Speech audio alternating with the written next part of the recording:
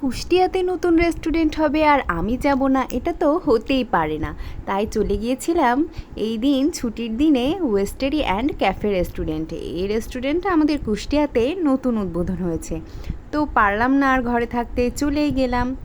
আমি, আমার ছোট বোন আর আমার হাজব্যান্ড তিনজন মিলে গিয়েছিলাম। রেস্টুরেন্টে ঢুকতেই বেশ সুন্দর পরিবেশ, ঝাড়বাতি দিয়ে সাজানো, বেশ মনোরম পরিবেশও ছিল। যদিও আমরা গিয়েছিলাম এটা একটা অকেশনের দিন, এই কারণে হয়তো একটু ভিড় ছিল।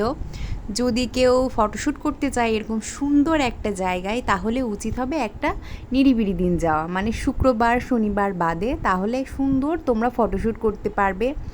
দেখো কি সুন্দর চারিদিকের পরিবেশটা, দোলনা আছে, আমরা দোলনায় বসেছিলাম। আর এদিকে নিয়ে নিয়েছিলাম চিকেন স্যুপ আর থাই চিকেন অর্ডার করেছিলাম, থাই চিকেন ফ্রাই আর থাই চিকেন স্যুপ। এখানে দেখো স্যুপটা আমাদের দিয়ে দিয়েছে একদম গরম গরম, আমরা সার্ভ করে নিচ্ছিলাম। এদিকে একটু মিরর সেলফি করে নিলাম। এখানকার এই মিররটা জাস্ট অনেক সুন্দর, জাস্ট ওয়াও। দেখো আমাদের চিকেন ফ্রাইটাও চলে এসেছে। ক্রিস্পি চিকেন ফ্রাই বা থাই চিকেন ফ্রাইটা এত সুন্দর, মানে বলে বোঝানোর মতো না। আমরা দোলনায় বসে দোল খাচ্ছিলাম, মানে সিটটাই আর কি দোলনা সিস্টেম করা। তোমরা চাইলে এসে দোল খেতে খেতে খাবার খেতে পারো, দুইটাই খাওয়া হবে, দোলও খাওয়া হবে আবার খাওয়াও খাওয়া হবে। এখন দেখো চারপাশে মানুষ ওয়েট করে আছে ফুডের জন্য, অর্ডার দিলে অনেক পরে লেট করে খাবার আসছে। আমরা প্রথমে এটা দোলনায় জায়গা পেয়েছিলাম না, আমরা এই পাশের দিকে সিটে বসেছিলাম। তারপরে খাবার অর্ডার করার পরে আমরা একটা দোলনা ফাঁকা পাই, সেখানে গিয়ে বসে পড়ি তাড়াতাড়ি করে আর কি, জীবন যুদ্ধে এক ধাপ এগিয়ে গেলাম দোলনায় বসে আর কি। তো আমাদের স্যুপটা বেশ মজা ছিল, কোয়ান্টিটিটাও অনেক ছিল। আমরা তো নিয়ে খেতেই পারছিলাম না পুরোটা, পরে পার্সেল নিয়ে এসেছিলাম। আমার বোনও এখানে দোল খাচ্ছে আস্তে আস্তে। ও এক পাশে বসেছিল আর আমরা দুইজন এক সাইডে বসেছিলাম।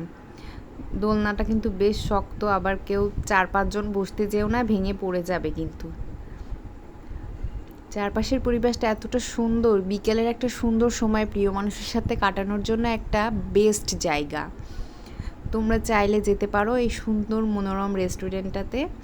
জায়গাটা যে খুব বেশি তা কিন্তু না, তবে জায়গা হিসেবে যতটুকু আছে খুব সুন্দর করে সাজানো হয়েছে। দেখো আমরা অর্ধেকটা খেয়ে বসে আছি, আর খেতে পারছি না, মানে এতটা পরিমাণে দিয়েছে। এটা হচ্ছে 3:1 আমরা নিয়েছিলাম। এদিকে চিকেন ফ্রাইটা পুরো শেষ করে ফেলেছি। দেখো পুরো ভিড়ে চারিদিকে লোকজন, অনেক অকেশনের দিন ছিল যেহেতু, লোকজন সবাই, নতুন রেস্টুরেন্ট হয়েছে। এখানে দেখো একটা মাছের ছোট একটা জার মতন ছিল, যেখানে অনেকগুলো কালারফুল মাছ ছিল। বাচ্চারা এগুলো ধরার চেষ্টা করছে, এখানে খেলা করছিল।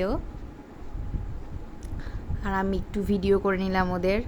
এখানে অকেশন থাকলে এখানকার যে ওয়েটার, ওনারা সবাই, যারা লেডিস তারা সবাই শাড়ি পরে এসেছিলো, এই দেখো তোমরা দেখতেই পাচ্ছ। আর যারা জেন্টেল তারা হচ্ছে পাঞ্জাবি পরে আসছিল।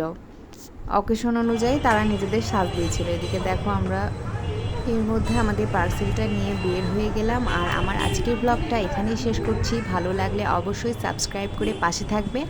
আর আশা করি তোমাদের জন্য নতুন নতুন ভিডিও এবং ব্লগ নিয়ে আসবো। লাইক কমেন্ট করে পাশে থাকবে। ধন্যবাদ।